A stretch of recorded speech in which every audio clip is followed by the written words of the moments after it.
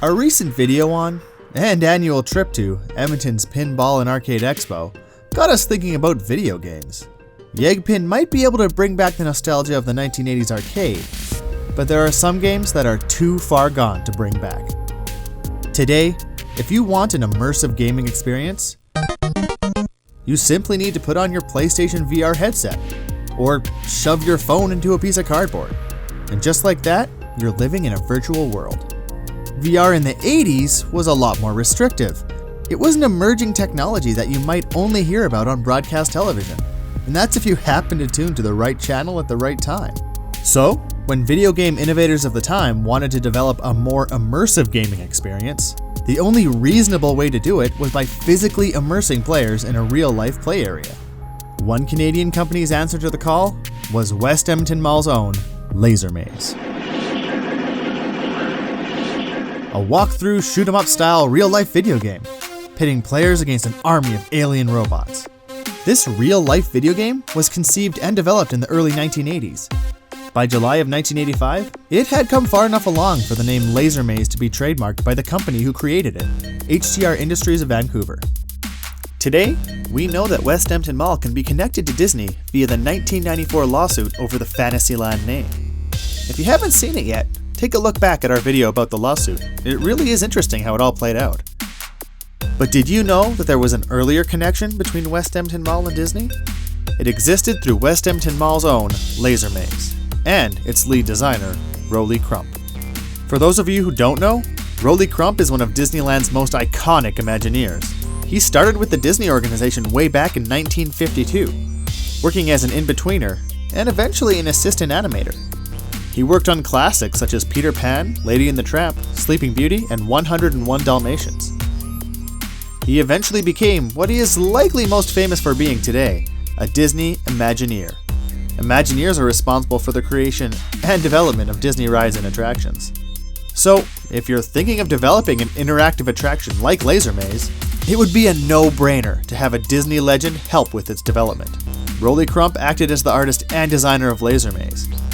We recently reached out to him about his experience with Lazer Maze, and he was nice enough to grant us an interview. Well, I had a company, but I was also sharing my company with AVG. It was a company that made inanimatronic figures. And I know that when I was first contacted by the gentleman from Canada, and he explained what the Lazer Maze was going to be, to where people would check out a little gun, and they would go into different rooms, and they would shoot at things, and so he left it up to me to do it, and he said, you know, we're going to make it kind of spooky.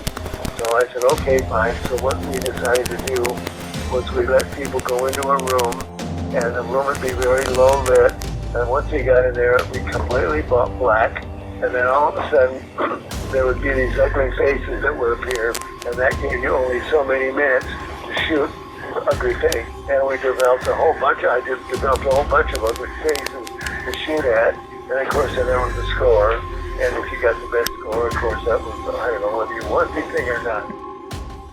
After an expensive development process, reportedly costing around $2 million, or $4.5 million in today's dollars, the world's first Lazer Maze attraction opened in Canada's West Edmonton Mall in March of 1986, located in what was then a brand new Phase 3 expansion of the mall.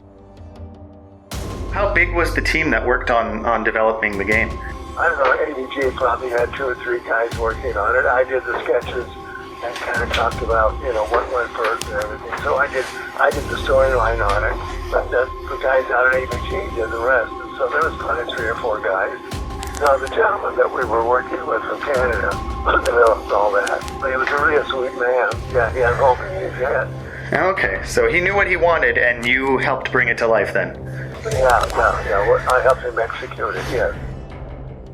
Players were sent through the maze one at a time, armed with their patented laser blaster, but not before hearing Lazer Maze's automated instructions.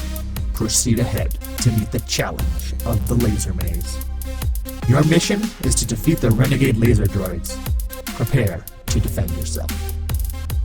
players were assigned membership cards, which would keep track of player nicknames and scores. High scores would be displayed on a screen for all to see. One thing about the Lazer Maze is that it wasn't really a maze. The attraction consisted of 4 octagonal rooms, with hallways connecting one to the next. There was only a single way through the attraction.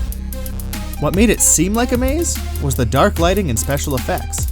In each room, the player would stop and face a collection of enemies who would light up and move in pseudo-random order. Each room acted as a 20 to 25 second level in which players would attempt to reach the highest score possible. In developing the ugly faces, as you so put it, were they themed based on the room, or did you have any themes based on each room you were in? No, I made the faces up. Spooky rooms with spooky characters in them. It's just acceptable. Fair enough. Upon opening, Lazer Maze was a smash hit. It was reported that it earned $150,000 in its first 6 months of operation. It was touted as a technological marvel. And it was reported that it required a sophisticated 10 megabyte IBM personal computer to run. Yeah, 10 megabytes. That's about the equivalent of a single, or maybe 2 song downloads on iTunes. Were you able to experience the final game? Were you able to play it in the end?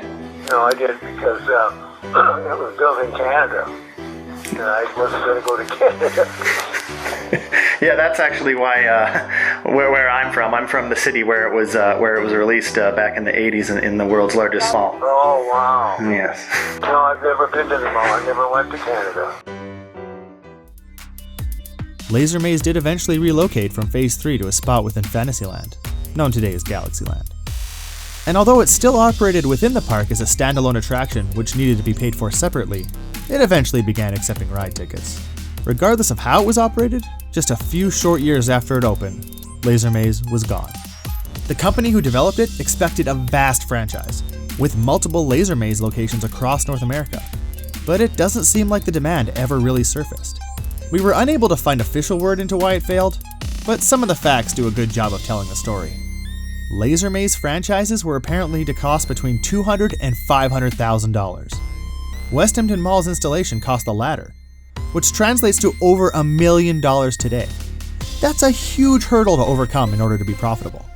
Hence, customers trying the Lazer Maze would find that it's not exactly affordable. When it first opened in Phase 3, it cost $5 and lasted a mere 90 seconds. That's $10 today, and it's hard to justify spending over $10 for a minute and a half of entertainment. Though I suppose if you think about it, a ride on the Mindbender translates to that pretty closely. Even with its cutting-edge technology and one-of-a-kind experience, it was still just a video game.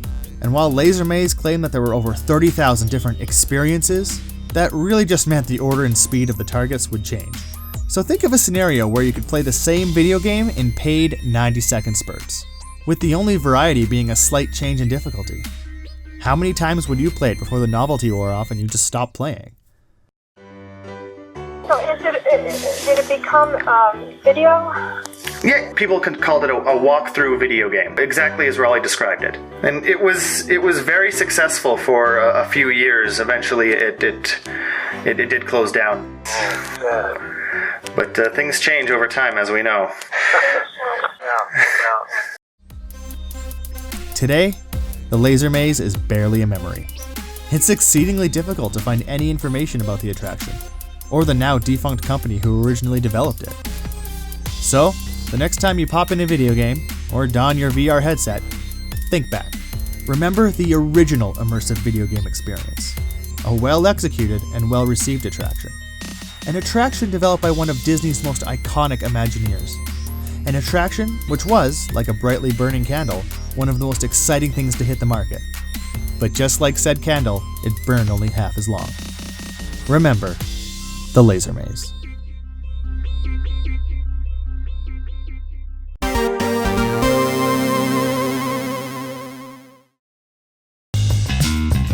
Can I get a grande sugar-free non-fat vanilla soy decaf with no foam, served extra hot with whip and extra syrup? Dude, I was gonna order that. So, just get your regular order. Can I get 20 ounces of caramel syrup, please? With light whipped cream?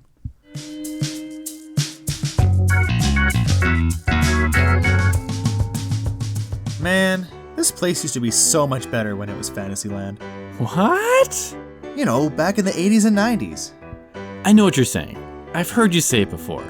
But it's not like this place isn't still fun today. Oh, please! Remember the Orbitron? That was one of my favorite rides. And the Perilous Pendulum. The Solar Flare. Man, all the best rides are gone. So, new rides like the Galaxy Orbiter, Zero Gravity, and this ride here, they don't make up for any of it? Do they even count? Not even close. So what you're saying is that you didn't spend like $50 on that wristband to get in today? Hell no.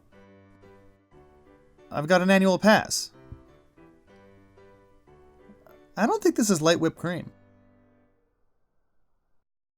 On a personal note, I simply can't express how much it meant to me to talk to a Disney legend. I want to say a huge thank you to Rolly Crump for sharing his time with us. What do you think? Would you have gotten bored of the Lazer Maze? Do you think an updated version today could last longer? Let us know in the comments below. If you enjoyed this video, please subscribe to our channel. Give us a like and a share. The more of those we get, the more people will see our content. And why not check out some of our other videos? All about the greatest indoor show on earth. West Edmonton Mall. Oh, and thanks for watching.